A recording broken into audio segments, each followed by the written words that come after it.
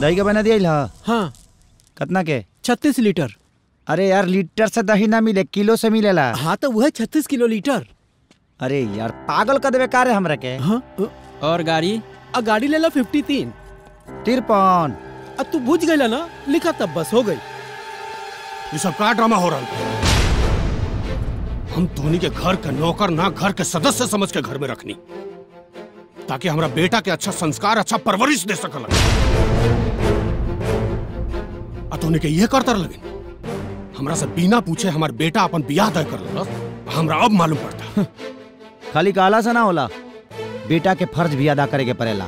ई लो अपने औलाद से ज्यादा हमरा के प्यार करेला। हमरा खातिर हमर माई बाप इहे लो बा।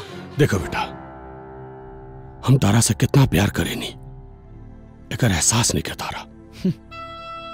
कबो एहसास भी तो नहीं की दिवले रुआ हमके, तो कहां से एहसास होई हमके? ठीक बा, अब हम एहसास दिलाए कि हम तारा से कितना प्यार करेनी। तू अभी चला हमरा साथे शहर। काकी अपना मालिक से बोल दे कि जवना लड़का के लगल नाक जला ना, वो गांव से बहरी ना जला।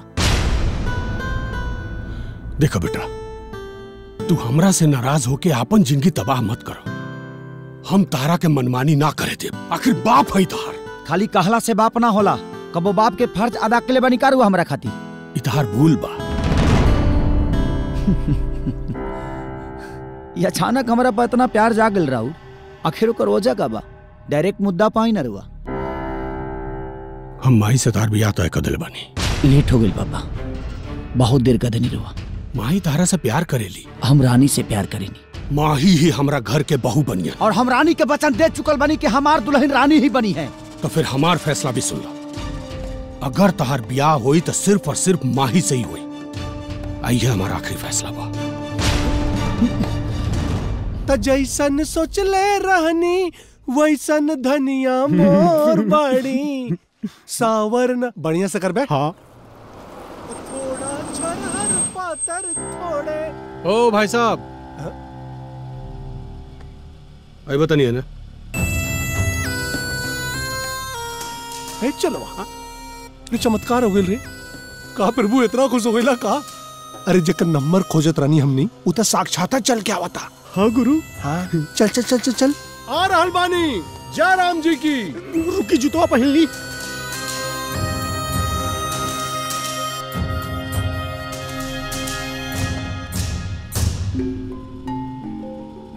लड़की ये गांव के ही है नु, चिन्हता रहो।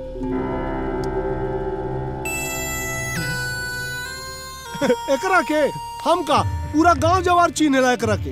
यह न लड़की बिया जौन राव लड़का के अपना प्यार के जाल में फंसा के बियाह करे जाती है।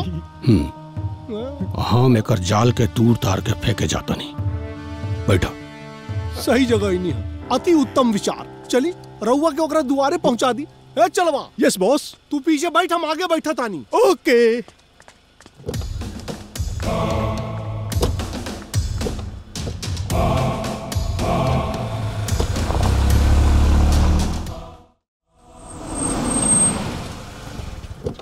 वह घर है वो लड़की का। आई।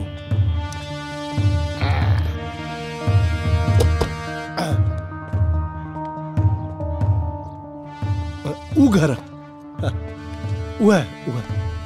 वो जो साइकिल साफ कर था महादेव लड़किया का बाप।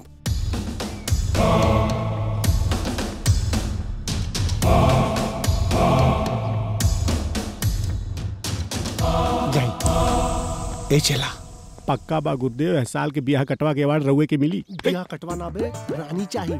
मेरे सपनों की रानी कब आएगी तू, आई रुत मस्तानी कब आएगी तू। चलिया चलिया चलिया चलिया चल चल चल चल चल चल।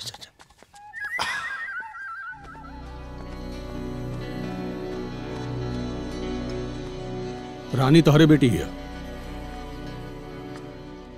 अरे प्रणाम समधी जी। रानी बेटा जल्दी बाहर आवा, ससुर जी आयल बाड़े। अब बेटा का ड्रामा? हम अपन धर्म और संस्कार निभावतानी बाबूजी। धर्म संस्कार। हमरा बेटा के अपना हुस्न के जाल में फंसौले बाड़ू, यह तार धर्म। करोड़ों के दौलत के हमार मालकिन बने खातिर हमरा बेटा से बियाह करे के ख्वाब देखा तारू, यह तार संस्कार है। अरे सब कहा बकवास करता नहीं, हमरा पल्ले कुछो देखे पड़त। ए फकीर चंद,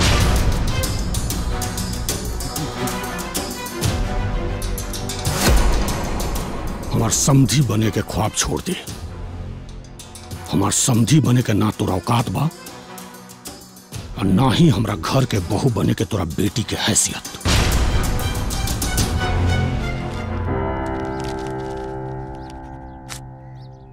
पकड़, जितना रकम चाहे उतना भर ले। दौलत के बिस्तर पर सूते के ख्वाब देखल चाहत रहे, वही से हमरे बेटा को फंसौले बड़े। अरे साहब साहब, ये सब का बकवास करता नहीं। जाए दी बाबूजी, ये बिजनेसमैन है, रिश्ता नाता और इंसान की इज्जत भुला के दौलत के अपन ईमान बना ले बानी। ए लड़की साहब, हम गरीब बनी, हमने इज्जत से प्यार करे नहीं, दौलत से ना। अरे राजा हमारी बेटी से प्यार करेलन, यही से हम शादी खातिर तैयार हो गई नहीं, वरना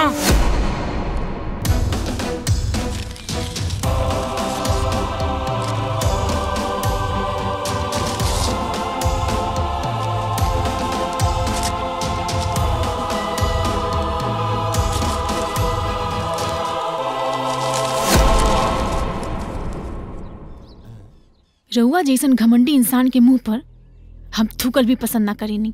चिल्लाई मत साहब, अपन रईसी के जोश जाके अपना बेटा पर झाड़ी और कह दिया कि हमारी बेटी से ना मिले। हम राजा के रोकी चाहे ना रोक सके, लेकिन अब तोर बेटी के सांस जरूर रुकी।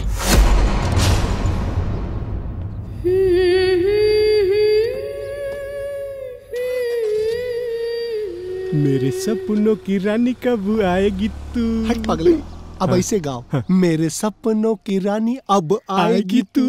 चली चल, अब आरती ये लोग गई हैं, हमनी चलल जाए।